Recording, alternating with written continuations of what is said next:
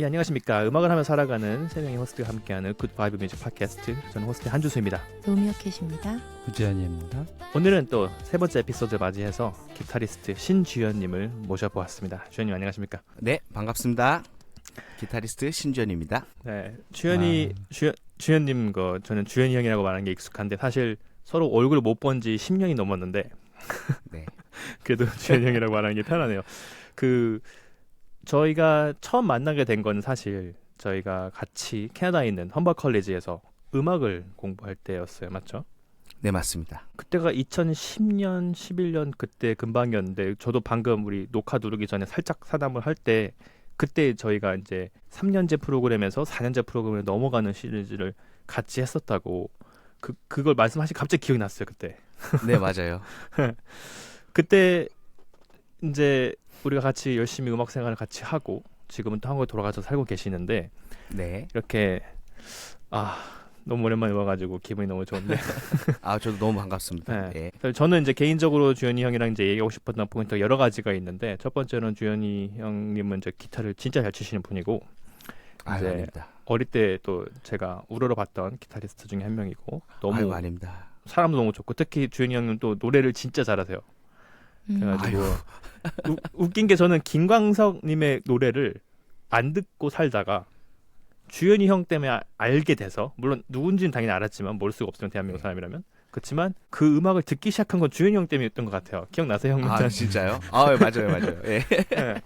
그러면서 이제 대한민국의 그런 옛날 음악들이 얼마나 멋진지 그런 또 코드 진행 같은 것도 그렇고 단순하지만 진짜 그 깊이 있는 음악이나 또 이제 김광석님 이제 뺨을 칠 수 있을 정도의 노래 실력을 제 앞에서 들으면서 나도 싱어송라이터가 돼야 되겠다라는 꿈을 저한테 주기도 하셨고 감사합니다. 또 이따가 우리 또 얘기할 거지만 이제 두 따님이 이제 하은 할인 음악 이제 이렇게 같이 음악하는 모습을 이제 인스타그램 같은 거나 유튜브에 올리시는데 그런 것들을 보고 제가 또 난 진짜 음악 그만두길 잘했다라고 느낄 정도로 두 따님분들이 음악을 너무 잘하시고 그런 것들도 우리가 얘기하고 싶어서 음악을 하며 살아가는 사람들의 이야기를 소개하는 저희 팟캐스트의 취지에 굉장히 잘 어울릴 거라는 생각이 들었어요. 초대해 주셔서 감사합니다. 그건 저의 이제 주현이 형에 대한 저의 인상이고 주현이 형께서 혹시 직접 소개를 한번 해주실 수 있으실까요? 예. 일단은 주수님께서 제가 옛날에 통기타 치면서 김광석 노래에 대해서 이제 언급을 하셨는데 사실 제가 험버에 들어가기 전에 통기타 가수였어요. 예, 통기타 가수가 그때는 되게 귀했어요. 근데 이거 방송에서 얘기해도 되나요? 혹시? 왜냐면 제가 한참 활동했을 때 많은 통기타 가수분들이 대마초로 감옥에 가 계셔가지고 저희 같은 이제 새내기들이 되게 귀했어요. 그래가지고 통기타 가수 페이도 많이 올라간 상태였고 그래가지고 통기타 막 클럽 한 4군데 이렇게 뛰면은 웬만한 대기업 과장만큼 돈을 벌었던 시절이라 그래서 저는 되게 풍족하게 잘 통기타 가수로 잘 성장해서 하다가 어느 순간 공부를 너무 하고 싶더라고요. 음악 공부가. 그래서 이제 그때 감사하게도 저희 셋째 누님께서 이제 캐나다의 토론토에 계셨는데 조카가 이제 태어날 때쯤 구경 갔어요. 방문 목적은 그냥 아이 보러 간 건데 너무 이제 통기타 가수였으니까 너무 심심하잖아요. 그래서 한 3일째 되던 날 시차 적응 좀 어느 정도 됐을 때 통기타를 들고서 티몰튼 앞인가 어디서 제가 그냥 통기타 치면서 버스킹을 했어요. 아무도 시키지도 않는데. 근데 사람들이 좀 몰려오는데 한인들이 좀 몰려오더라고요. 그래서 한인들 중에 어느 교회 분이신데 야, 너 너무 잘하는데 한국 사람 같은데 우리 교회 한번 가볼래? 그래서 이거 약간 사입인가? 약간 의심을 먼저 했었어요. 왜냐면 너무 친근하게 다가오시잖아요. 원래 그 캐나다에서 한인들을 더 조심하라는 얘기를 하도 많이 들어가지고 주수님 공감하시죠? 예. 그런데 거기 갔는데 웬 드러머가 드럼을 너무 잘 치는 거예요. 그분이 제 신전 재즈 트리오 1집에 드럼 쳤던 원익준 님이에요. 그 익준이요? 네. 그게 그 첫 만남이 거기였어요. 그래서 그분을 통해서 험버라는 학교를 소개받고 아무 준비도 없이 오디션 준비하고 그래가지고 제가 기타는 제일 못 쳤던 걸로 기억이 납니다 지금. 진짜 지금 말씀하신 익준이 형 같은 경우도 드럼을 진짜 한국에서 지금 또 활발하게 활동하고 엄청나게 계시고 왕성하게. 엄청나게 네. 진짜 바빠서 얼굴도 못 볼 정도로 활동하고 네. 계신데 저의 이제 1년 2년 선배였거든요. 험버 컬리지에서. 그래가지고 제가 학교를 또 형 기억하는지 모르시겠지만 8년을 다녔거든요. 학교를. 그래서 굉장히 학교를 오래 다닌 하나의 인물로서 그렇게 해서 한 것을 하다가 그 계기로 그냥 오디션을 준비해서 오신 거예요. 바로 캐나다로. 네, 맞습니다. 예. 오셨을 때 이미 결혼하신 상태였잖아요. 처음에 제가 이제 처갓집에서 내가 너를 뭐를 믿고 딸을 주냐. 그래가지고 제가 레포트를 한 3장을 써갔어요. 근데 장인어른 장모님께서 일단 허락은 안 하셨어. 처음에는. 그러다가 제가 혼자 이제 와요. 캐나다에. 그래가지고 그때 학교 어드미션 테스트인가 잉글리시 테스트를 이제 합격을 먼저 하고 오디션만 남았는데 오디션 준비가 전혀 안 되는 상태였어요. 그래서 에알 모르겠다 해서 한국 나와가지고 어떻게 이제 저희는 진짜 결혼 준비를 한 달 만에 다 해서 결혼하고 와가지고 오디션을 보고 학교에 이제 진학하게 된 거죠. 예. 와 진짜 그 용기가 대단하신 것 같아요. 그때 네. 그때 적은 나이가 아니었잖아요, 맞죠? 아니 어린 나이였죠. 그때가 언제? 그때가 25. 아, 25에 제가 결혼을 했어요.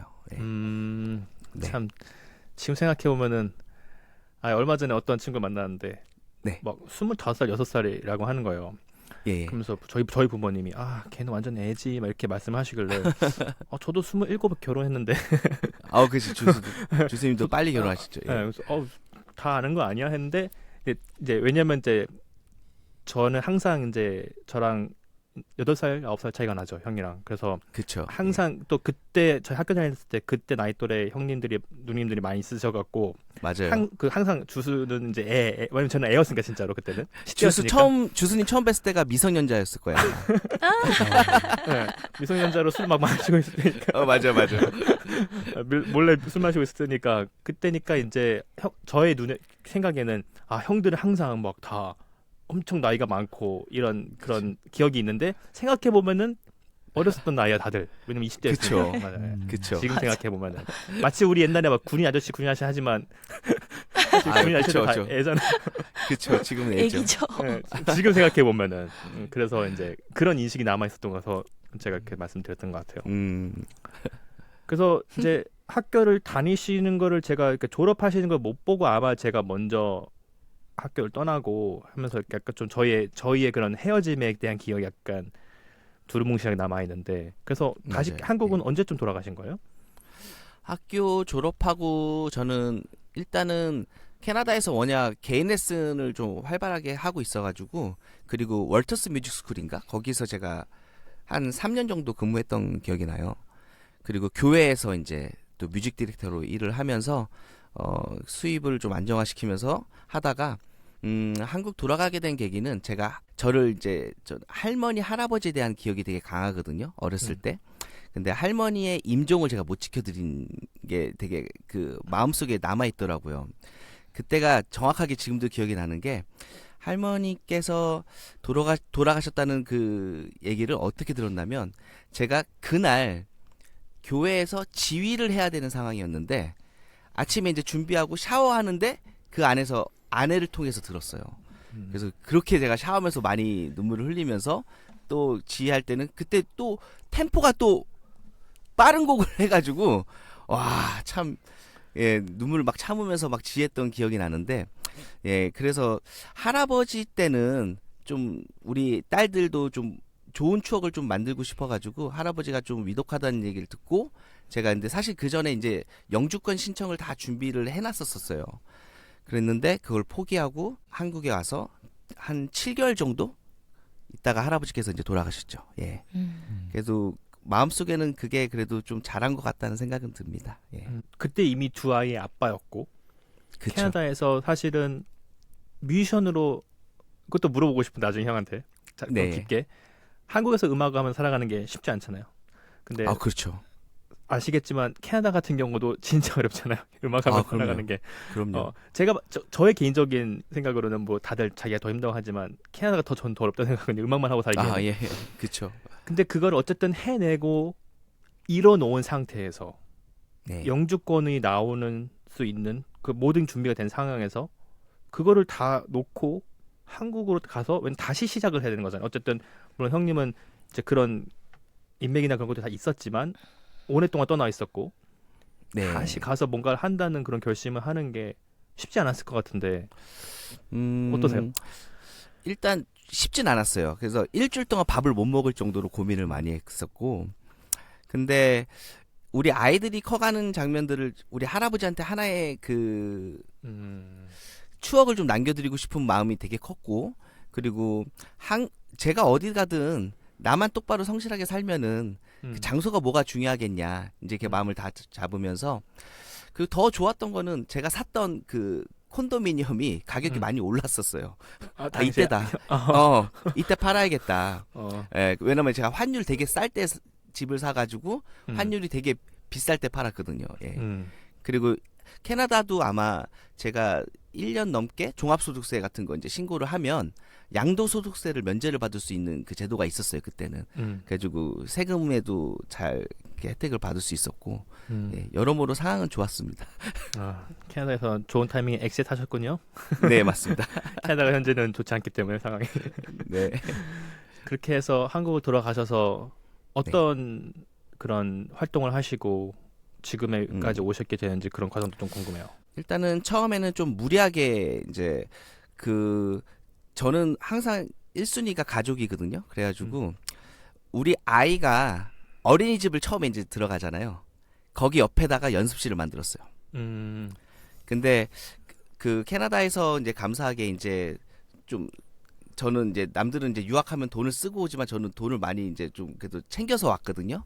그래가지고 그 아이들 어린이집 바로 옆에 구축 아파트에 있는 상가가 있는데 그 유닛 상가예요. 그 유닛 상가에 되게 저렴하게 나와가지고 다 거의 이제 망해가는 상가를 하나를 산 거예요, 제가. 그래가지고 거기다가 이제 그 인테리어를 하고 해가지고 작은 스튜디오를 만들고, 물론 지금은 우리 아이들의 놀이터가 됐지만, 예, 그 공간에서 레슨생이 엄청나게 많이 생겼었어요. 그래가지고 레슨생 하면서 이제 생활은 되니까, 그래서 이제 리틀신 그룹이라는 팀을 만들어가지고, 예, 제가 이제 어렌지 하고 곡 쓰고 해가지고 클럽 연주하고 감사하게 이제 자라섬에서 연주할 수 있는 기회도 생겼고, 그렇게 이제 음악 활동을 계속 이어 나갔던 것 같아요.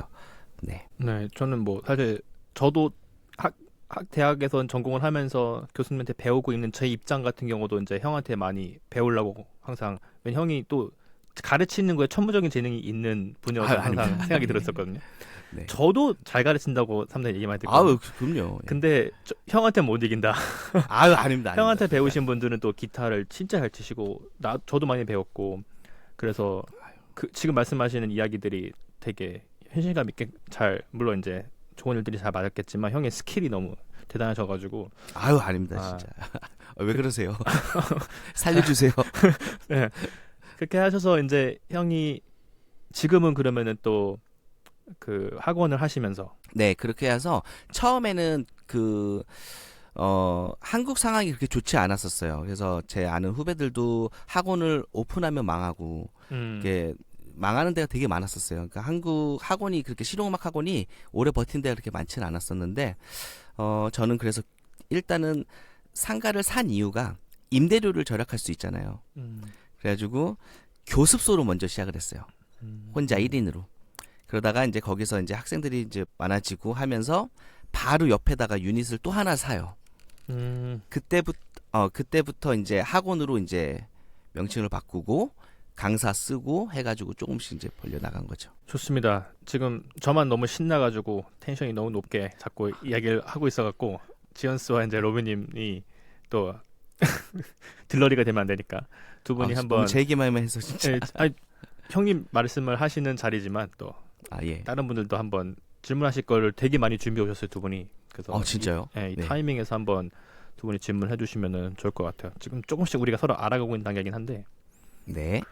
어떠신가요, 지언스와 로비님? 저는 얘기 듣다가 계속 궁금했던 게, 보통 이제 되게 가르치는 그런 거에 되게 탤런트가 있으시다고 아까 주스님께서 말씀하셔가지고, 저도 뭐 가르친 경험이 진짜 짧게 있는데 오히려 뭔가 가르쳐 주면서 뭔가 제가 배우는 것들이 더 많다는 생각을 많이 했었거든요. 네, 맞습니다.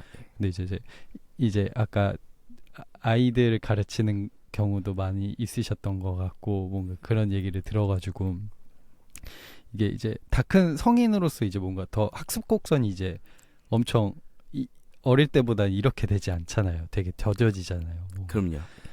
근데 이제 어린 친구들이나 뭐 다른 사람들을 가르침으로써 뭔가 새로 이게 뭔가 돌파되는 그런 것들이 있는지 그런 게 궁금했었습니다. 뭔가.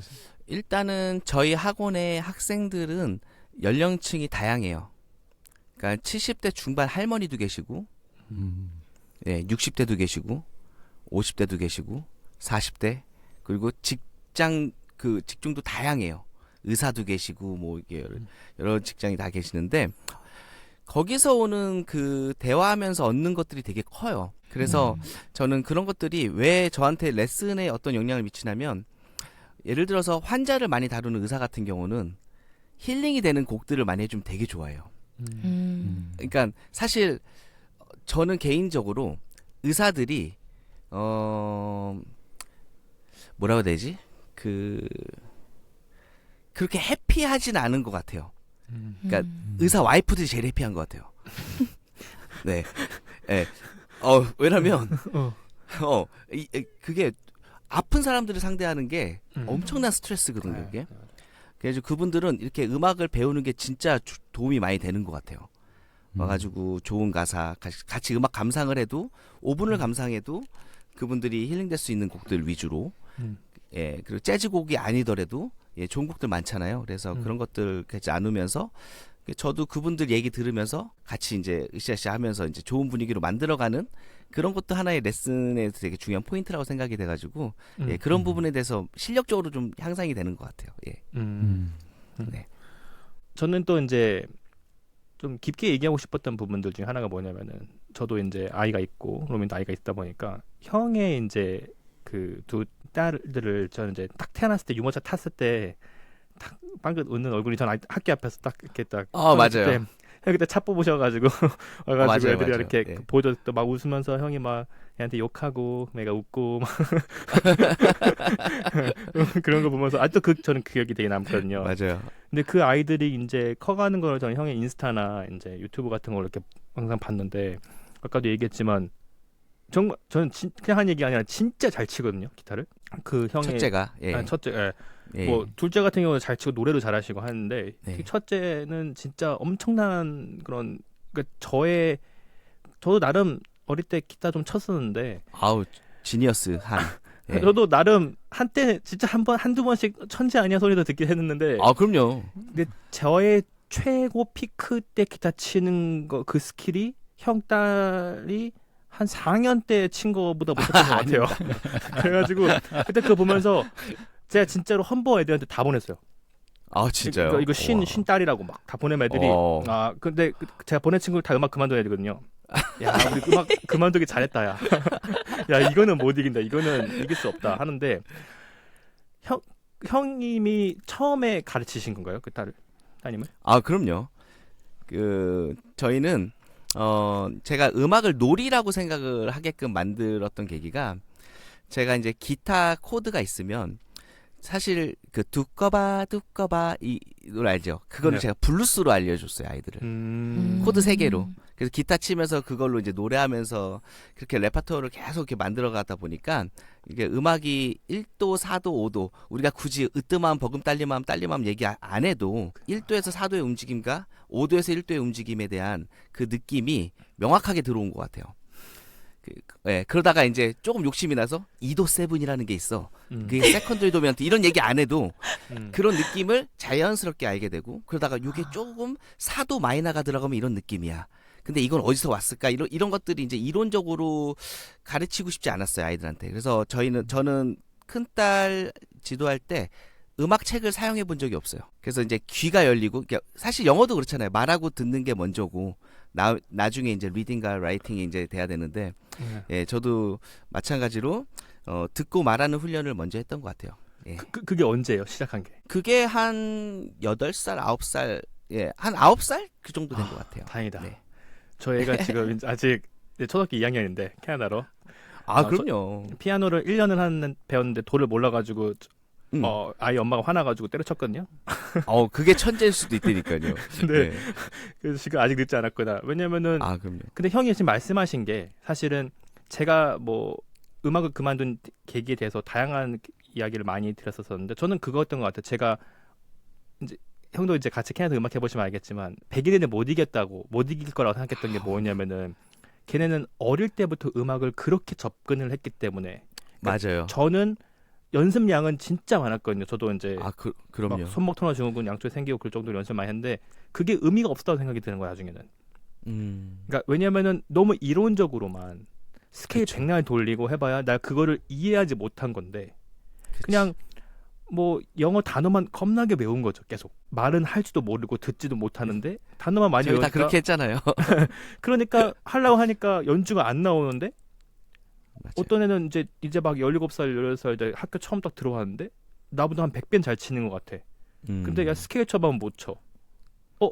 내가 맛이 가는 부분이죠, 그 부분. 그렇죠. 내가 더 잘해야 되는데 당연히 네. 얘는 아무것도 모르는데 그냥 느낌으로 치는데 그게 너무 잘하는 걸 보면서 아 내가 저렇게 음악을 해야 되는구나 한데 이미 그때는 약간 늦었다는 생각이 저는 들었었거든요. 되게 세게. 네.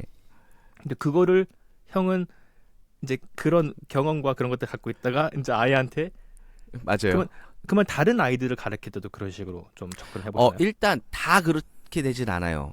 음. 그 이유는 일단 같이 레슨이라는 게 주 1회 1시간 수업을 하면서 그거를 다 주기는 힘들어요. 근데 그렇게 하려고 노력은 하는데 저는 그 베이스의 무브먼트를 되게 중요하게 생각을 하거든요. 그래가지고 그렇게 하긴 하는데 한 10명이면 3명 정도는 나중에 코드는 딸 수 있는 것 같은데 나중에 7명 정도는 이해하려고 하지 않고 재미없어 하는 친구들한테는 좀 조심스럽게 접근하게 돼요. 왜냐면 먹고 살아야 되니까 저도. 충분히 공감이 가는. 네. 제가 사실 형이랑 이렇게 대화를 하면서 네. 갑자기 또 옛날 기억들이 많이 떠오르고 제가 형 거를 좀 많이 훔쳤었거든요. 형의 스킬들을. 그러니까 예를 들자면은 형이 이제 학교 오셔가지고 막 나는 통기타 가수였어 하면서 그냥 이렇게 하는데 처음에는 이제 그런 게 있잖아요. 에이 통기타 가수 하는데 갑자기 아이공경 둘리를 재즈 맞아요, 버전으로 딱 맞아요. 치는데 네. 막 리할모나이제이션을 막 하면서 막 치는데 이거는 무조건 카피해야 된다 이거는. 그래가지고 제가 그걸 베껴갖고 레슨할 때마다 한 번씩 하면은 애들이 다 맛이 가는 거야. 맞아요. 워텀 리브스건 어더 땡쇼 이런 거 치건 아무런 감동이 없다가 둘리를 치면 애들이 맛이 가는 거예요. 재즈로. 최고의 명곡이죠. 그게 둘리가 그런 곡인지 몰랐어 저는. 아, 그래서 그런 것들 혹은 이제 가르칠 때 노래를 하는 거 제가 네. 형 때문에 사실 노래에 관심을 되게 많이 갖고 네. 왜냐면 형이 노래를 하면서 하는 걸 보면서 노래를 해야 되는구나 해서 노래하면서 가르치고 그랬을 때 애들이 되게 공감하고 좋아해주고 맞아요. 그런 것들을 많이 베꼈던 형의 스킬들을 생각이 나면서 지금 말씀하시는 부분들이 약간 이거는 제가 지금 약간 흥분하고 있는 이유가 뭐냐면은 왜냐면은 형의 그런 이 아이들을 특히 나중에 혹시 굿바이브 뮤직 팟캐스트 이거 들으시는 분들은 꼭 이제 유튜브 채널명이 정확하게 뭐죠? 유튜브 채널명은 요즘에는 좀 쉬고 있지만 하은할인 음악 성장소를 운영하고 있습니다. 예. 네, 거기 가보시면은 제가 뭐에 충격 옛날 것들도 다 있잖아요. 네, 맞아요. 아카이브 돼 예. 있잖아요. 그 어릴 예. 때 아이들이 치는 거 보시면 그리고 전 너무 아름답다고 생각했고 항상 이제 외국 친구들한테 여기서 캐나다에서도 공유하는 이유가 뭐냐면은 아내분도 같이 베이스 잡고 같이 연주하는 거 맞아요. 예, 맞아요. 이제 가족이 4명이서 잼을 하는데 와 저거 내가 꿈꿨던 삶인데 저거 또 4명이야 또 얼마나 좋아. 맞아요. 저희 또 아이가 하나 가지고 또 근데 그런 음악을 하는 그러니까 어떻게 보면은 저의 느낌으로는 약간 흑인 교회 같다 한편으로는.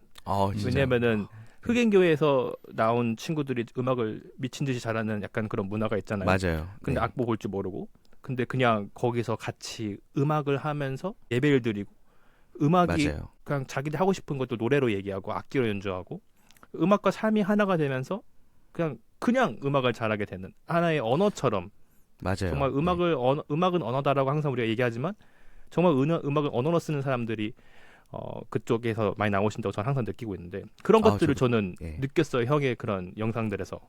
아유, 감사합니다. 좋게 그래서 봐주셔서. 예. 궁금한 거예요. 어떻게 하면 저렇게 할 수 있냐 나도 하고 싶다. 아, 모든 사람들이 저도- 그렇게 그러니까 저도 이 질문 드리고 싶었습니다. 아 진짜요?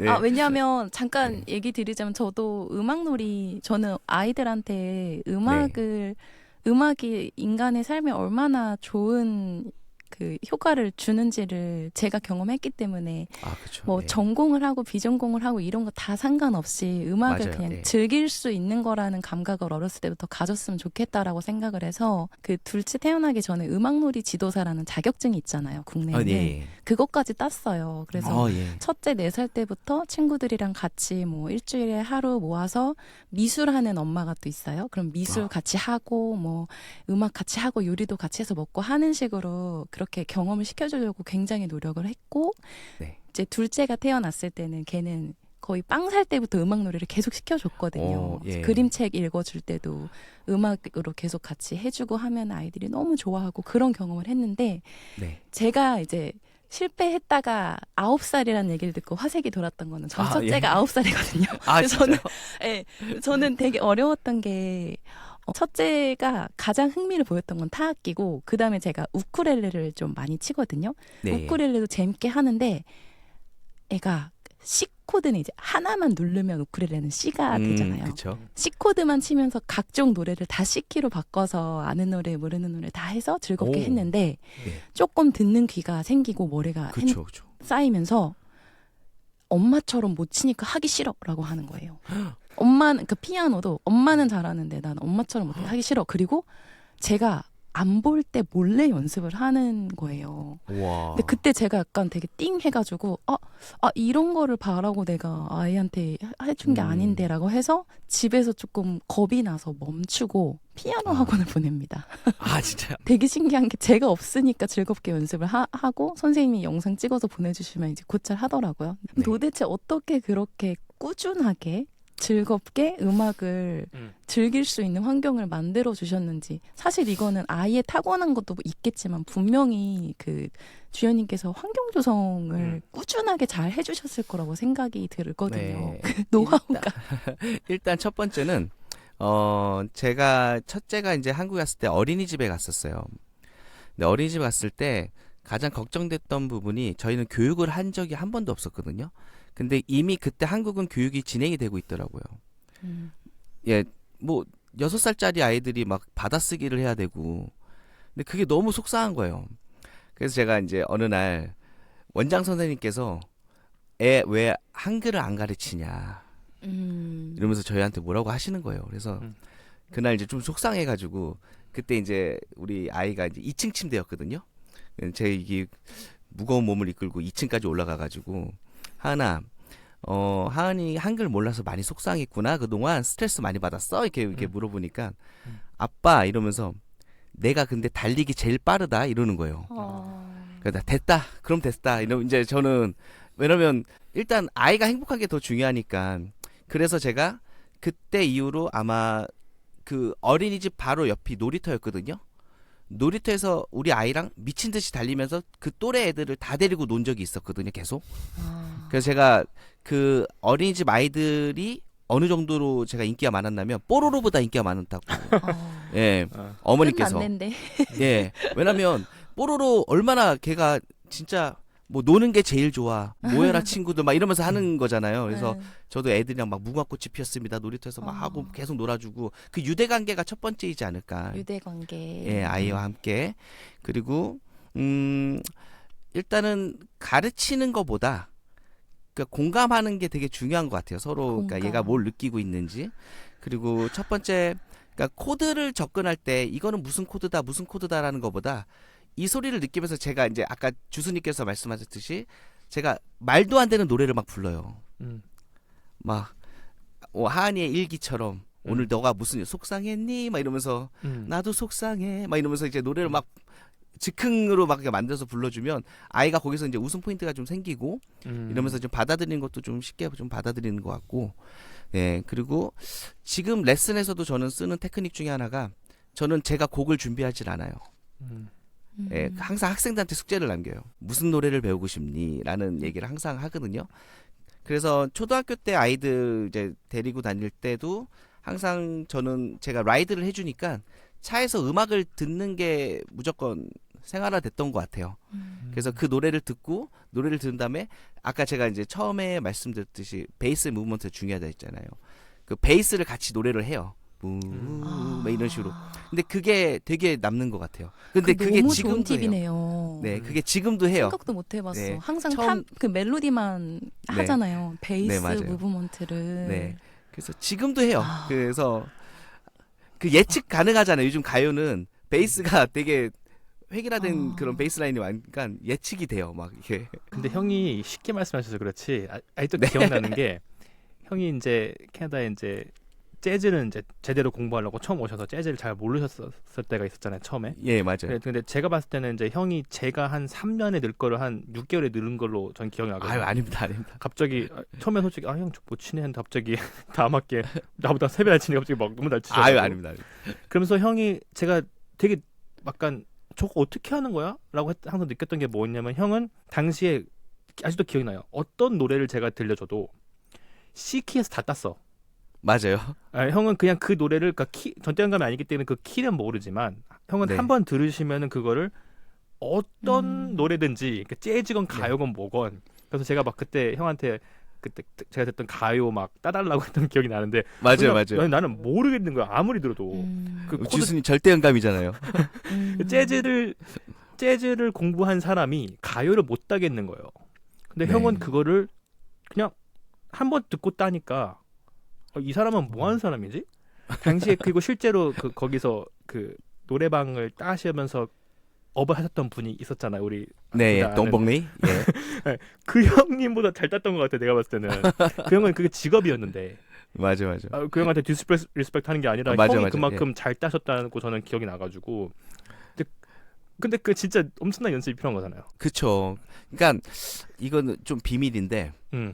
사실 저희 첫째랑 음, 저랑 프로젝트로 같이 했던 게 있어요. 음, 유재하의 전곡을 음. 숫자로 따서 음. 12키로 연습을 한 적이 있어요, 같이. 아, 근데 그게 너무 재밌어요. 예. 왜냐면 유재하님은 그 앨범이 한 장이잖아요. 근데 거기에 있는 곡들이 다 명곡이란 말이에요. 거기에 있는 걸 12키로 공부하니까 일단 사랑하기 때문에 해서 이미 끝나버리더라고요. 12키로 공부하니까. 네. 근데 그게 되게 재밌었어요. 예. 진짜 그 키를 바꾸는 게 저는 네. 솔직히 아직 뭐라 해야 되지 이제 음악을 왔지만 아직도 어렵고 키를 바꾼다는 게 네. 우리가 뮤지션으로서 사실 우리가 어느 순간 저 사람 진짜 잘해라고 본 것 중에 하나가 이제 같이 세션을 할 때 보면은 막 키를 3도 바꾸는데 바로 바꾸면 와 미친 사람인데 막 이렇게 맞아, 하게 맞아. 되는데 예. 어떻게 보면 형은 그 스킬을 되게 형을 보면서 와 진짜 상대감이 제일 좋은 거구나 왜냐면은 아니에요. 그냥 바꿔버리니까 키를 근데 저는 훈련에 의해서 된 것 같고, 그러니까 지금도 이제 입시하는 친구들, 물론 지금은 저는 터널 증후군 이후로 입시는 안 하고 있지만, 입시할 때 아이들한테 항상 얘기했던 게 다이아토닉이 12키로 머릿속에 펼쳐지게끔 훈련을 했던 기억이 나요. 예. 그러니까 뭐 E 플랫 키면 E 플랫 키의 음들을 계산하는 게 아니라 그냥 쭉 도수로 머릿속에 펼쳐지게끔 한 다음에 예, 거기서 이제 작용시키는 그 반응하는 연습들을 많이 했던 것 같아요. 예. 레슨 받으러 그런 한번 가야 거- 되겠네. 뭐 네, 어디 아닙니다. 강의 있나요? 그럼 지금 저도 듣는데 강의 신청해야 되나? 네, 이런- 저도 아유, 아닙니다, 배우고 싶. 저희 애 데리고 운전해서 네, 가요. 언제든지 저희가 커피는 제가 준비하겠습니다. 아 진짜요? 저 네, 진짜 언제- 가야 될 것 같은데요. 왜냐면 그러니까 지금 되게 반성하고 있는 게 저도 쉽게 설명하는 걸 너무 중요하게 생각하기 때문에 그러니까 저 자체도 네. 그렇게 막 잘하지 않지만 즐겁게 늘 할 수 있는 거는 좀 쉽게 생각하려고 해서 그런 게 아닐까 생각을 하거든요. 네, 맞아요. 그래서 가르칠 때도 그런 거를 생각했던 게 항상 이제 숫자로 치환해서 그러니까 막 복잡하게 계산하지 말고 숫자로 해서 하면서 귀가 그걸 느끼고 그러면 어느새 맞아요. 그 인터벌의 느낌이라던가 그 주는 느낌 하나하나를 익힐 때까지 그냥 숫자로 드립다 하면은 네, 맞아요. 분명히 누구나 늘잖아요. 네, 맞아요. 근데 그거를 저조차 음. 기초까지는 이렇게 할 수 있지만 그 이상을 가려면 뭔가 어려운 게 들어가야 되지 않을까라는 생각을 항상 맞아요. 했거든요. 근데 끝까지 더 많이 정말 이렇게 더 다양하게 그 방법을 활용해서 더 훈련을 했더라면은 할 수 있었던 거를 내가 재미없고 지루하고 귀찮으니까 안 했구나라는 생각이 첫 번째로 들어서 강의를 배우고 빨리 아니, 하나 찍어주시죠. 근데 아, 그러니까 너무 멋지네요. 그 레벨마다 이제 다르잖아요. 다 모든 게. 그러니까 뭐 둘째가 친구가 갑자기 멀리 이사를 가. 그럼 슬프잖아요. 근데 그러면은 이제 저는 그 석별의 정 있잖아요. 오랫동안 사귀었던 그 곡을 가지고 되게 많은 고민을 해요. 이 아이에게 이거를 쉽게 하는 게 아니라 좀 어렵게도 알려주고 그러면 아이가 이제 그거를 따라올 수 있게끔 이제 교육이 되잖아요. 그럼 그럴 때 이제 자연스럽게 모달 인터체인지도 나올 수 있는 거고. 예. 근데 그게 되게 재밌어요, 사실. 그래서 석별의 정을 코드 진행을 진짜 되게 많이 만들어 놨었어요, 옛날에. 예. 네. 그 리하모니제이션을 그런 식으로 막 네, 맞아요. 그런 식으로 배우면은 너무 좋은 것 같아요. 이게 예. 어떻게 설명해야 될지 이렇게 이 짧은 시간 동안 다 전할 수는 없지만 네. 그러니까 저도 이제 아이들 어렸을 때 많이 했던 게 동요 나비야가 있으면 나비야를 최고죠. 가지고 나비가 기분마다 뭐 날씨마다 어떻게 나는지를 이렇게 미디로 다 다르게 그러니까 저는 이제 미디로 찍었었거든요. 애 잘 때 예. 이제 게르즈 그쵸, 밴드로 그쵸. 찍어가지고 해가지고 이렇게 불러주고 내가 좀 기분이 안 좋아. 근데 아이랑 놀아줘야 돼. 네. 그러면 티를 못 내잖아요. 그러니까 그 티를 이제 나비야를 슬프게 하면서 뭐 밖에 눈이 오는 날은 나비가 눈이 올 때는 어떻게 날까? 약간 이렇게 하면서 첫째한테 이렇게 둘이서 엄청 몇 년 동안 그렇게 지냈었거든요. 네. 근데 그때 그거에 대해서 제가 확신을 갖고 했다기보다는 그냥 이것밖에 없다라고 생각을 해서 그때 할 수 있는 게 이것뿐이라고 근데 생각해서 했는데 그거를 좀 더 끝까지 가볼 걸 그런 생각도 들고 아직 늦지 않았다. 그럼요. 둘째는 예. 5살이니까 첫째는 9살이니까 절대 포기하지 아. 않는 거. 예, 그게 제일 중요한 것 같아요. 절대 예. 포기하지 않고 나의 이 굿 바이브로 계속해서. 근데- 그래서 주연님 너무 바이브가 좋으셔가지고 어떤 저는 느낌인지 텐션은 좀 좋은데 가요. 저는 좀 아이들한테 솔직한 편이에요. 음. 저는 삐지기도 하고. 예, 그러니까 아빠라고 무조건 다 받아주는 것보다 또 엄격할 때는 엄격하게 혼낼 필요도 있는 거고. 그쵸, 그리고 그쵸. 내가 좀 기분이 상할 때는 상한 것도 표현할 수 있어야 되는 것 같고. 음. 근데 아이들이 접근할 수 있는 거를 되게 많이 열어두고 있는 것 같아요. 그러니까 아이들이 쉽게 올 수 있게끔. 물론 지금 고등학생인 딸이 지금도 제가 침대에 누워 있으면 일어나서 제 옆에 와가지고 허그해주고 아직도 이제 와. 그러는 거 보면은 사춘기인데도 예, 그런 거 보면은 유대관계가 지금도 잘 유지되고 있는 것 같아서 참 감사해요. 예. 이게 지연스와 주수님은 어떻게 생각하실지 모르겠지만 사춘기 연령대의 딸이랑 아빠의 관계가 제가 듣기로는 세상에서 제일 어렵다고 들었거든요. 맞아요. 저거 진짜 말이 미라클. 많이 얘기하니까 네. 그래서 와. 그래서 제가 우리 큰딸 친구들한테 좀 인기가 많아졌어요. 아, 예. 와 너무 사춘기 대단하시다. 소녀들의 인기를 받으실 정도면 와우 진짜 감사하죠. 진짜 예. 대단. 근데 뭐 사실 근데 이게 주현이 형은 뭐 한국 사람 뭐 백인 캐나다에서 유학생활 할 때도 남녀노소를 떠나고 안 좋아하는 사람이 없었어요. 사실. 아닙니다. 그러실 것 네, 같아요. 네. 이거는 근데 좀 주스님 치트키야. 그거 아세요? 뭐요? 그때가 제가 제일 바빴을 때요. 험버에서. 왜냐면 저는 그때 주스님이 이제는 공감하시겠지만 저는 학교 생활을 되게 열심히 하고 싶었고 했지만 돈도 벌어야 됐고 아이도 챙겨야 됐고 와 캐나다는 그 아이가 열이 나도 아까 말씀하신 그 패밀리 닥터를 만나야 되는데 저는 또 그 블로에 계시는 그 유명하신 분 혹시 아시나요? 몰라요. 닥터 파파도리스라고. 닥터 파파도리스 혹시 들어봤어요? 되게 유명한 권위자 시키즈에서 나오신 분인데 네. 그때는 다 그분한테 가가지고 막 라인업 막 2시간 막 계속 기다리고 막 그러면서 예. 근데 저는 레슨도 해야 되고 아이도 봐야 되고 막 이러면서 그러니까 예 잠을 많이 못 잤던 기억이 나요. 그 어떻게 맞아요. 그거를 유지하셨나요? 좋은 텐션을 항상 만들려고 노력을 했고요. 예 그리고 늘 그냥 감사했던 것 같아요. 내 옆에 있는 감사. 소중한 사람들. 예 그리고 잘해보고 싶은 마음. 그래서 네. 험버에는 한국인이 엄청난 강한 인종이다라고 되어질 그럴 수밖에 수밖에 없는 없죠. 춥잖아 왜냐면 일단. 저는 주수 형도 되게 빡세게 진짜 말도 안 되게 이 생활을 하셨구나. 이 그럼요. 교육과 뭐 얘기를 들으면 한데 주현님 얘기 듣는데 오 넘어서는 우와. 더 빡셈이 빡빡했죠, 당연히. 있었구나. 네, 맞아요. 아유, 주수님은 정말 제가 훨씬 어리지만 제가 존경할 수밖에 없는 게 주수님의 그 PRS 기타를 제가 같이 갔었어요. 아 형이랑 갔었구나. 네, 어. 그때 제 차로 갔었을 거야 아마. 어. 아, 그 현금 뽑아서 가신 그거요? 그때 주수님이 와 현금 따발을 저 솔직히 이런 XX 세계관이 놈 이렇게 연결됐다 오늘. 네 그때 너무 깜짝 놀래가지고 그때 5grand 정도 되지 않았어요 그때?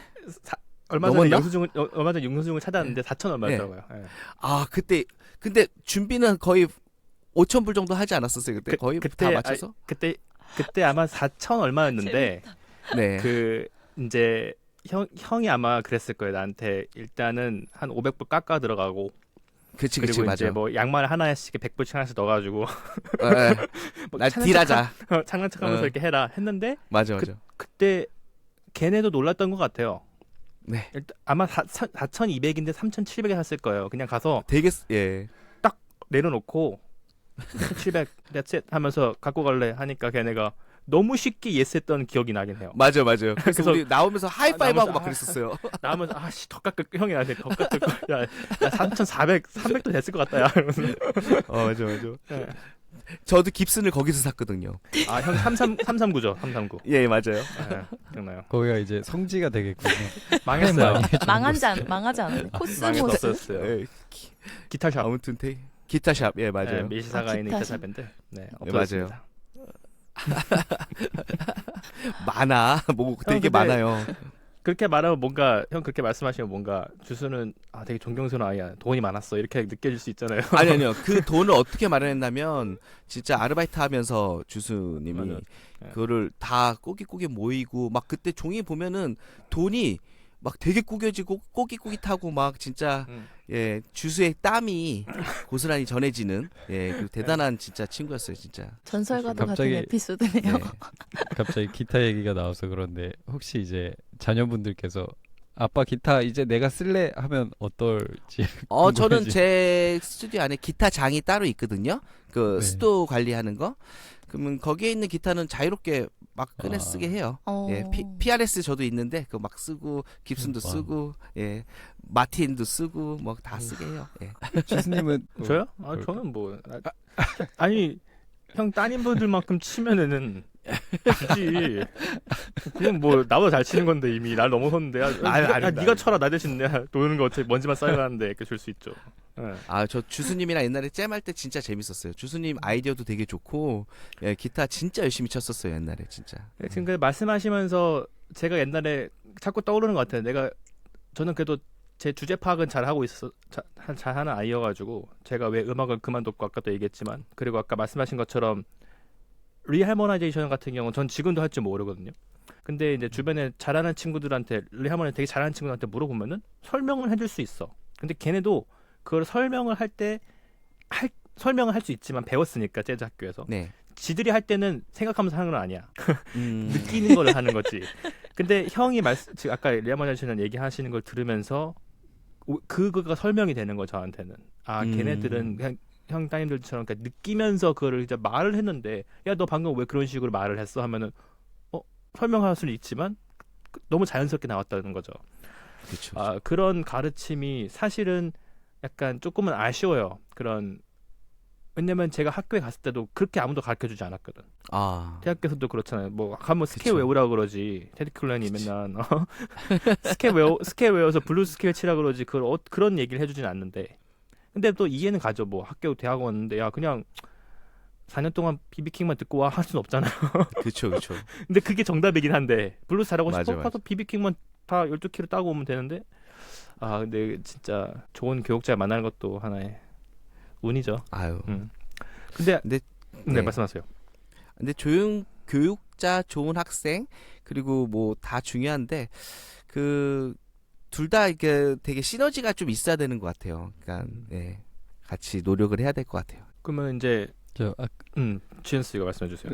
아까 로미님 첫째 아이 얘기 들었을 때 저 놀랐던 게 저랑 성향이 되게 비슷한 것 같다는 부분이 하나 있었는데 이제 엄마보다 못 치니까 안 해 하고 이제 혼자 가서 연습했다는 게 저도 그랬거든요. 저도 이제 존 메이어를 두고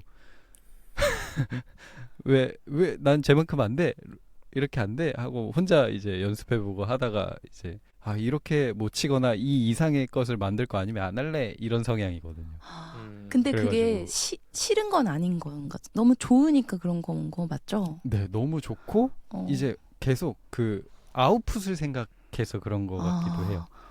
뭔가 어쨌든 내가 치는데 이런 결과물을 만들어야지라는 생각이 있어서 그래서 궁금한 게 이제 첫째 아이의 이제 극복기라고 해야 되나? 음악 극복기를 나중에 공유 받고 저도 저한테 적용해 보고 싶어서. 아 그러면 제가 주연님한테 좀 예, 예. 9살 가르치는 스킬을 배워서 예. 저희 첫째한테 좀 시도를 해보고 그게 아이고. 한 3년쯤 되면은 지연스한테 지연스 이렇게 해보세요. 이렇게 아 왜냐면 저 되게 고민했거든요. 그러니까 바이올린도 이제 때가 되면 주려고 준비해두고 통기타, 우쿨렐레 이제 그러니까 뭐 플룻 같은 것도 시켜보고는 싶은데 네. 피아노도 이제 여기 제가 그 엄라이트 야마 엄라이트도 있고 집에 신디사이저도 있고 미디 게러지 밴드 다 준비는 해놨는데 네. 혹여나 얘가 이거를 싫어하게 될까봐가 저의 걱정 1순위거든요. 아.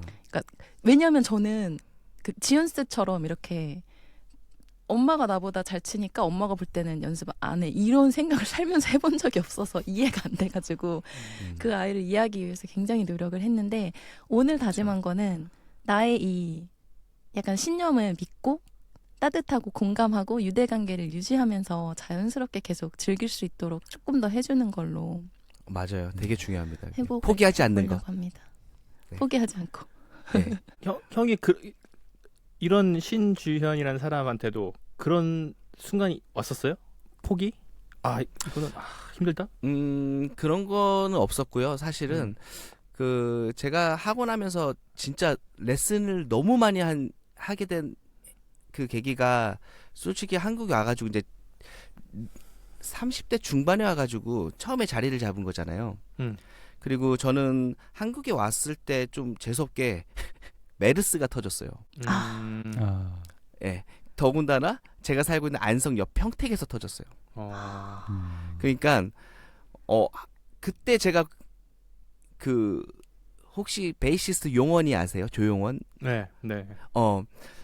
순댓국이나 먹으러 와 해가지고 From Darkness into the Night인가 아무튼 그 곡을 제가 만들어 둘이 그냥 즉흥으로 그냥 녹음해가지고 앨범 낸 적이 있거든요. 예. 아무튼 그럴 정도로 되게 암울했던 시기도 있었고 그래가지고 항상 좀 두렵지만 어떻게 이거를 극복해야 되지? 그러면서 이제 학생들을 어떻게 하면 더 많이 끌어올 수 있을까? 그래서 블로그 활동도 열심히 했던 것 같고 그럴 때는 좀 우리 아이들한테는 좀 소홀할 수밖에 없었던 시간도 있었고 그래도 항상 포기하지 않는 것 이게 되게 이제 중요하다고 생각을 해서 아이들 데리고 계속 뭔가 했던 것 같아요. 그래서 유튜브를 보시면 하은할인 음악 성장소 보시면 아이들과 함께 이것은 동요인가 팝인가 뭐 아무튼 시리즈로 해가지고 10곡 정도로 한 적이 있는데 그때 리하모나이제이션 같이 아이들 하면서 했던 것들도 있고 하니까 나중에 기회 되시면 한번 멋쟁이 토마토 하은할인 한번 검색해서 보시면 감사하겠습니다. 네. 예. 정주행 해야겠네요. 채널 살짝 봤는데 네. 그게 이제 저는 이제 부모라서 그럴 수도 있는데 그게 다른 사람들은 아마 보면은 다르게 생각할 것 같아요. 뭐, 애가 천재라서 아니면은 뭐 좀 이용해서 뭐 조회수를 해보려고 뭐 별 생각을 하는 사람들이 네. 있더라고요. 근데 맞아요. 네.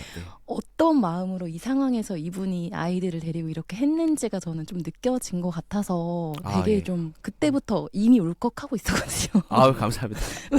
이렇게 질문 뭐 하지 이렇게 운전해가지고 오는데 진짜 혼자서 막 갑자기 뭐 눈물이 나는 거예요. 진짜요? 네, 그러니까 밝게 얘기하시지만 힘든 네. 상황에서 내가 가정도 이렇게 책임을 져야 되고 그쵸. 예. 두 딸의 아빠이기도 하고 근데 나도 음악가잖아요. 근데 이거를 그쵸. 어떻게 하면 서로가 따로따로가 아니라 이렇게 맞물려 들어가서 다 같이 성장하고 관계를 좋게 유지할 수 있을까를 정말 치열하게 고민하고 시행착오도 해보고 그래서 해놓은 하나의 결과물이라는 게 저는 네. 좀 맞나요? 모르겠어요. 저는 그렇게 느껴져서 그러니까 저도 아이들이랑 같이 음악하는 뭔가를 촬영할 때 네. 다른 사람들이 어떻게 볼지 모르겠지만 저는 그런 마음이거든요. 뮤지션의 나도 나고 엄마의 나도 나고 그런데 이 삶이 따로따로 인생활을 한 몇 년을 했을 때 너무 힘들었어요. 진짜 힘들어서 그쵸. 같이 맞물려서 가고 싶다라고 생각을 하면서 용기를 내서 조금씩 해나가는 거거든요. 맞아요.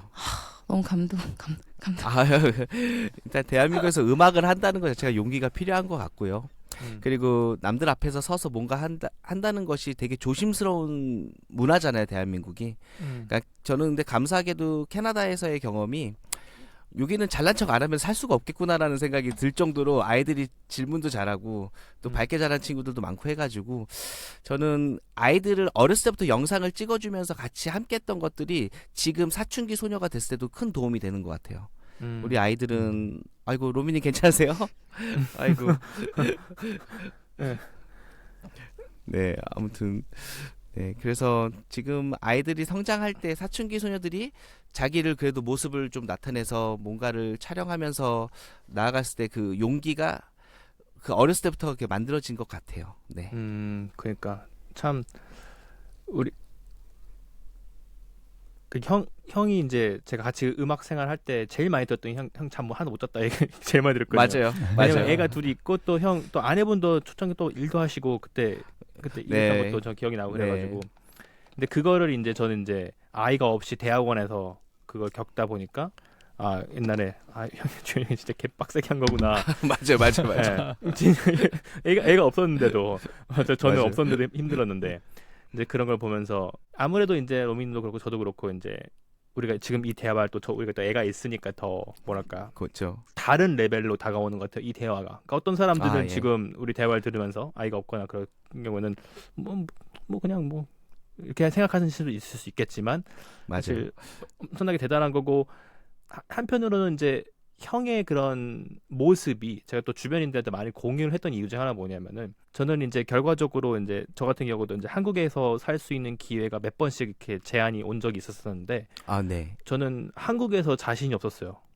그러니까 이 캐나다에서의 이 가족적인 삶을 유지할 수 있는 자신이 없었고 한국에 가면은 나는 한국화가 될 거야. 나는 캐나다 사람의 그런 삶을 형이 경험해 보신 캐나다 사람들의 그런 가족적인 문화나 너무 좋죠. 너무 좋잖아요. 그것들을 캠핑. 캠핑도 그렇고 못 버틸 것 같은 건데 형의 삶을 보면 물론 이제 이렇게 뭔가 하나의 미디어를 통해서 비춰지는 사람의 모습이 다 자신의 모든 걸 다 보여주는 건 아니지만 적어도 그쵸. 제가 느꼈던 그런 모습은 이제 일단 굉장히 진솔했고 그러니까 무슨 말이냐면은 형이 아까 말씀하신 것처럼 막 어떤 사람들은 막 애기 영상들 막 올리는 그런 채널들이 많이 있잖아요. 저희 엄마 맨날 네. 나가서 이 얘기 봐 하면서 막 그런 것만 보시니까 저는 개인적으로 그런 것들을 좋아하지 않거든요. 네. 왜냐면 이렇게 촬영되는 것도 모르는 아이를 촬영을 해가지고 뭐 올리고 그런 것들을 저는 저 아이의 영상이나 사진이나 그런 것들을 아무데도 올리지 않고 그렇죠. 약간 좀 예. 저는 그런 주의. 근데 형의 모습은 달랐어요. 되게 부러웠거든. 저런 감사합니다. 모습을 네. 남기는 것 자체가 정말 형이 말씀하신 것처럼 이렇게 되게 진짜 그냥 기록이 되는 거고 성장하는 너무 아이 그런 유튜브 채널명이랑 너무 어울리잖아요. 성장을 하는 모습들이고 그리고 캐나다에서의 캐나다 사람들이 어쩌면 캐나다 사람들도 못하는 그런 가족적인 사람을 한국에서 가정을 이루고 만들어가는 모습이 너무 멋지다고 저는 항상 생각을 하고 있었거든요. 감사합니다. 예. 그러니까 일단은 우리 첫째가 학교를 그만둔 계기도 있었고 그 검정고시 지금 준비하고 있거든요. 네. 그리고 둘째도 이제 진학 포기를 해서 내년부터 이제 검정고시를 같이 해서 이제 하는데 저는 아이들이랑 지금도 얘기해요. 대학이 전부는 아니다. 근데 대학 가려고 그거를- 애쓰지 마라. 그거를 말하는 거랑 그렇게 음. 진짜 실천하는 거에 네. 사실 저는 캐나다에서 애를 키우지만 네. 저는 지금 형 말씀하신 모든 것들을 다 공감하고 왜냐하면 저조차가 똑똑한 애가 아니었고 머리가 좋은 애가 아니었기 때문에 음악을 아유. 했고 근데 애한테 이렇게 말을 하지만 또 옆에 학원 가면은 또 같이 보내고 맞아요. 그래서 학원을 보내면 안 돼요. 저희 애들은 학습지도 한 번도 해본 적이 없어요. 그러니까 그게 왜 그러냐면 저희 학원 한 번도 보낸 적이 없거든요, 아이들. 그러니까 제가 아이들이 중학교를 겪으면서 느꼈던 거는 오히려 창의력이 떨어져요. 그러니까 이건 저희는 이제 특수한 경우니까 일반 경우 말고 음악을 할 경우에는 왜 그러면 우리나라 교육이 되게 아이들이 되게 재미없어 하더라고요, 학교에서. 일단 시키는 걸 해야 되고 그러니까 시키는 것만 해도 너무 지쳐. 그러니까 아이들이 결국은 핸드폰을 하기 위해서 숙제를 하고 핸드폰을 하기 위해서 이거를 해야 되고 그리고 그룹 워킹도 아이들이 그 동등하게 이거를 하는 게 아니라 조금 말 세고 좀 기운 세고 이런 친구들이 너 이거 좀 해와 이러면서 이런 분위기가 되면 안 되니 그런 분위기로 이제 끌려가다 보니까 뭔가 이렇게 아이들이 학교 생활이 재미가 없는 것처럼 느껴지고 그리고 학교 갔다 오면 아이들이 되게 지쳐 있더라고요.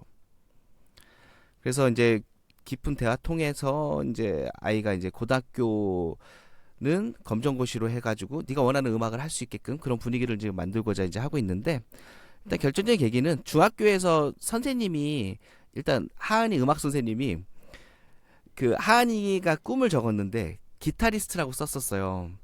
근데 선생님께서 기타리스트 아유 돈 벌긴 힘들겠네. 약간 이런 식으로 이제 얘기를 하신 거야. 근데 그 아이들이 다 듣는 데서 그런 얘기했는데 하은이는 우리 아빠도 기타리스트인데라는 얘기. 이런 생각과 그 선생님이 그 아이들 앞에서 그것들이 엄청 좀 약간 되게 속상했나 봐요. 그래서 이제 하은이 안고서 같이 이제 하은이 울 때 이제 같이 안아주면서 세상에는 여러 가지 시각이 있지만 우리는 괜찮지 않냐. 우리가 하는 음악이 더 행복해질 수 있도록 더 노력해서 좋은 음악도 많이 만들어가면 그게 최고이지 않겠냐라는 식으로 이제 잘 넘어간 적이 있는데 우리나라 시각이 되게 많이 획일화돼 있고 이거는 이렇게 했으면 이렇게 가야 되고 다음 코스는 이거지 않겠냐라는 것들이 되게 내가 음악하면서 되게 많은 것들이 방해 요소가 많더라고요. 그래서 아이들이 음악 좋아하면 재밌게 음악 만들어가면서 이거 사람들한테 공감받을 수 있으면 되게 좋을 것 같고 그래서 이제 내년에는 저희 진짜 농담이 아니라 군고구마 장사를 한번 해보는 게 어떨까 이런 회의까지 나왔어요. 집안에서 저희는 아이들이 군고구마도 팔면서 자기 홍보도 하고 음악도 거기서도 해보고 여러 가지 이제 의견들이 나오고 있는데 재밌게 인생을 좀 만들어 갔으면 좋겠어요. 딸들이. 제가 이 얘기에 너무 말씀하세요. 공감하는 게 제가 저 어렸을 때 학원을 한 5개씩 다니고 막 되게 전교 1등 하는 친구들이 반에 그 학원에 5명 각 학교별 인천에서 제일 공부 잘하는 애들 5명 모인 반에도 들어가고 막 그렇게 공부를 빡세게 했었는데 네. 지금 와서 생각해 보면 항상 생각하는 거지만 그때 썼던 돈이 너무 아까운 거예요. 제가 쓴 게 아니지만 엄마한테 그 돈이 내가 지금 뭐 장비 사는데 들어왔어 막 이러세요.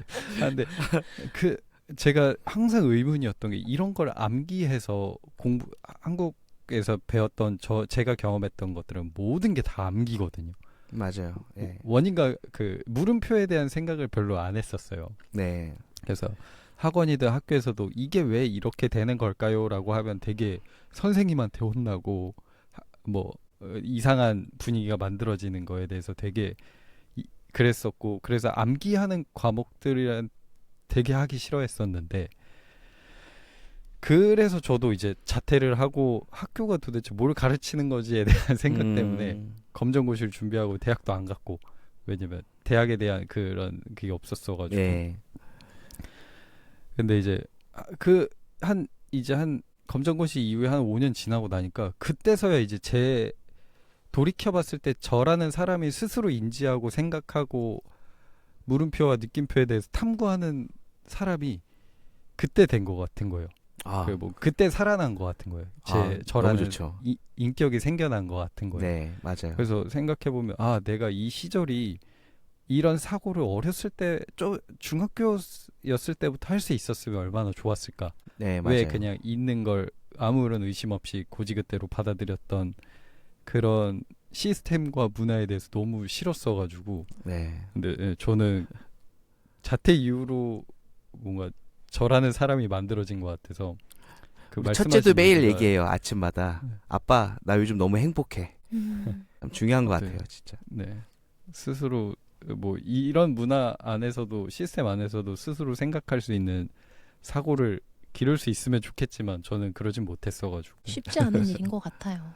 네, 맞아요. 그래서 이 얘기 들으면서 저희 어머니 엄마 아빠도 엄청 힘들었었겠구나 얘기 듣는데 전혀 다르신 분이었거든요. 되게 고지식하시고 네, 그래가지고. 근데 저는 제가 20살 때부터 제가 통기타 가수를 했었거든요. 그때 이제 되게 나이 많은 사람들이 우리나라에 좀 술 한 잔 드시면 명함 주면서 뭐 이렇게 필요한 거를 물어보면서 돈 필요하면 연락해 이런 분들이 진짜 많았어요. 그래서 IMF 터지지 않았나. 네. 아니 진짜 너무 많았어요. 예, 그래가지고 제가 그때 참 느꼈던 게 이 음악을 하면서 이렇게 다양한 사람들을 만나면서 이 사람은 사짜다, 이 사람은 아니다 이런 것들을 구별할 수 있는 능력들이 생기더라고요. 근데 이건 학교에서 가르쳐주지 않거든요. 내가 경험을 해야 되고 내가 이 사람들이랑 그래도 어느 정도 한 발짝 들어가야 내가 마음을 좀 열어야 이 사람들이 마음이 나오는 거니까 그런 것들을 다양하게 배우던 시절이었거든요. 그래서 그런 것들이 캐나다 가서도 좀 도움이 됐던 것 같아요. 맞아요. 그런 능력들이 참 너무 필요한 것 같은 게 사실 대학교에서도 어떻게 만들어질 수 없는 수업이지만 사실 사회 초년생들이 사실 되게 많이 당하잖아요. 그런 것들을 맞아요. 우리가 당연히 배워야 되는 것들인데 근데 그쵸. 뭐 어떻게 고등학교에서 사자 구분법 배울 수 있는 건 아니잖아. 그치. 너무 다양한 경험을 하지 않고 그런 시스템적인 네. 사회에서만 살다 보니까 그런 네. 것들이 좀 다양하다고 하는 캐나다 같은 경우도 마찬가지고 전 세계적으로. 맞아요. 그래서 참 오늘 또 그 바이블 느끼면서 형을 통해서 정말 아유 감사합니다. 좋은 예. 내용들을 많이 생각을 좀 다시 하게 만드는 너무 좋은 에피소드가 되고 있는 것 같아요. 네. 저는 이제 시간이 이제 많이 지났으니까 슬슬 마무리하면서 저는 질문하고 싶은 게 너무 많지만 하나만 해보자면 형의 그런 인생을 바라보는 그 아이들을 바라보는 사고방식이나 그런 생각들을 사실 이게 혼자 이제 부부는 둘이잖아요. 혼자만 그렇게 생각한다고 이렇게 할 수 있는 건 아니잖아요. 근데 아내분과 그럼요. 함께 그런 것들을 어떤 식으로 애초부터 그냥 딱 클릭이 돼가지고 그냥 동일한 생각을 하신 건지 그런 걸 대화로 풀어주는 그렇진 않아요. 그게 궁금해요. 예, 그렇진 않고 음. 제가 그 주스님 아까 말씀하신 것 중에 그 제 와이프가 베이스 치고 뭐 하는 거 보셨다 그랬잖아요. 그러니까 일단 필요한 건 엄마도 아이를 공감해야 되거든요. 예, 이게 이렇게 쉬운 게 아니야. 이게 이렇게 어려운 거야. 메트로놈 하나 딱 60에 맞춰놓고 베이스 앉아놓고 연습시키면 되게 그게 좀 인고의 시간이고 그 안에서 얻는 게 엄청 크잖아요. 또 그러면서 아내가 직접 경험하게끔 하려고 제가 베이스도 아내한테 선물해 준 것도 있고. 아 진짜요? 네. 느껴봐라. 왜냐면 잔소리 쉽잖아요, 사실. 예. 이제 잔소리 진짜 쉬운데 제가 그래서 와이프한테 항상 얘기해요. 아이들한테 잔소리할 때 한 번만 더 생각하자 우리. 예. 근데 저랑 와이프는 관계는 전혀 뭐 아무 이상 없으니까. 예. 그러니까 그런 얘기하면서 그러니까 아내가 그래서 더 이게 쉽지 않은 거고 그리고 옛날부터 봐왔던 거니까 그죠? 남편이 계속 연습하고 했던 것들을 봤던 거니까 아무래도 좀 더 다른 가정보다는 좀 쉽게 이해하고 아이들을 안아줄 수 있지 않았나 싶습니다. 저는 너무 많이 얘기해가지고 로빈님과 지연스가 또 마지막으로 네. 심주연님께 마지막. 질문해 주실 분 있으실까요? 네. 저도 정말 많은 질문 중에 지금 토너먼트 1등 한 질문을 드리겠습니다. 네. 그러니까 육아랑 음악을 또는 육아랑 뭐 어떤 예술 계열이든 병행하는 사람들에게 얘기해주고 싶은 한 가지가 있다면 무엇인지 궁금해요. 시용일관 같은 주제인데요. 저는 포기하지 않는 게 제일 중요하고요, 진짜. 네, 왜냐면 다 힘들어요. 근데 이거를 힘들다고 느끼는 순간 포기하고 싶은 마음이 생길 때도 있거든요. 근데 저는 그렇게 생각해요. 최근에 이제 아버지가 돌아가시고 나니까 당장 내일 내가 어떻게 될지도 모른다라는 생각을 하면은 이 아이와 함께하는 이 1분 1초도 되게 소중하다고 느껴지거든요.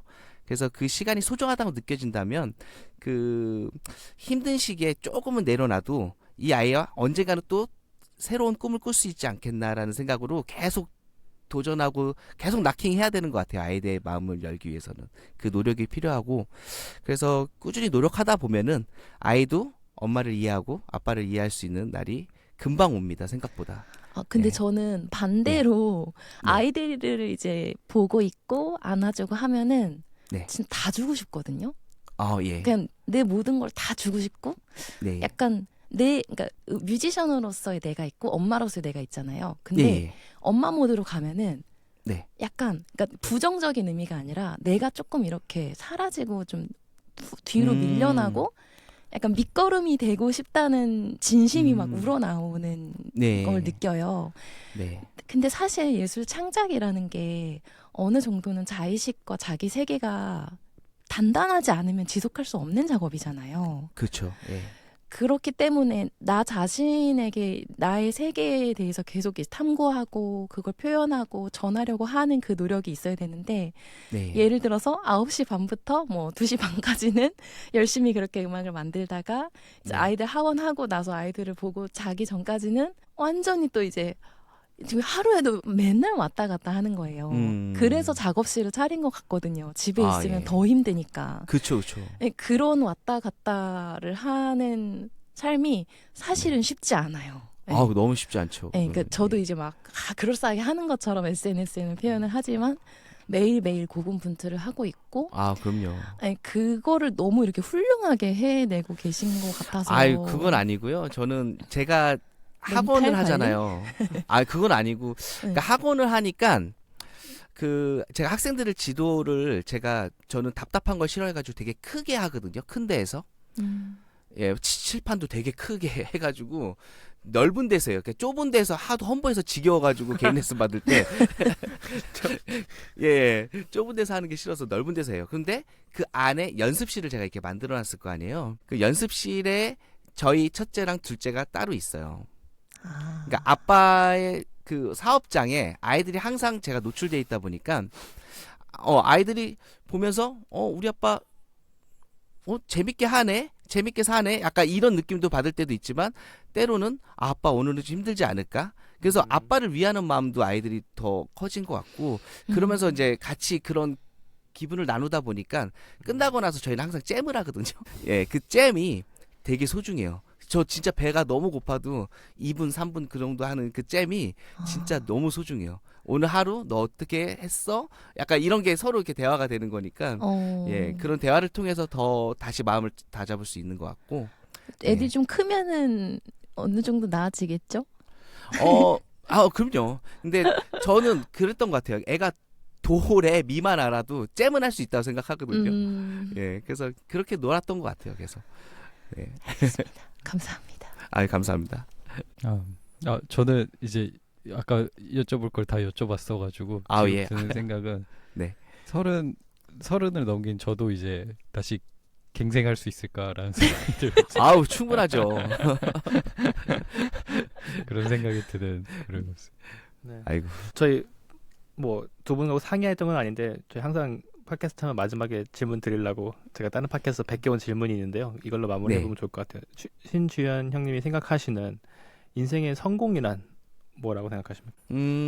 저는 20대 후반에는 돈을 많이 벌어야 성공하는 거라 생각을 했는데 뭐 돈도 중요하지만 지금 내 안에 이 편안한 마음과 그리고 내가 주위에서 내가 사람들을 얼마나 케어할 수 있는지 그런 것들도 되게 중요하다고 생각을 하거든요.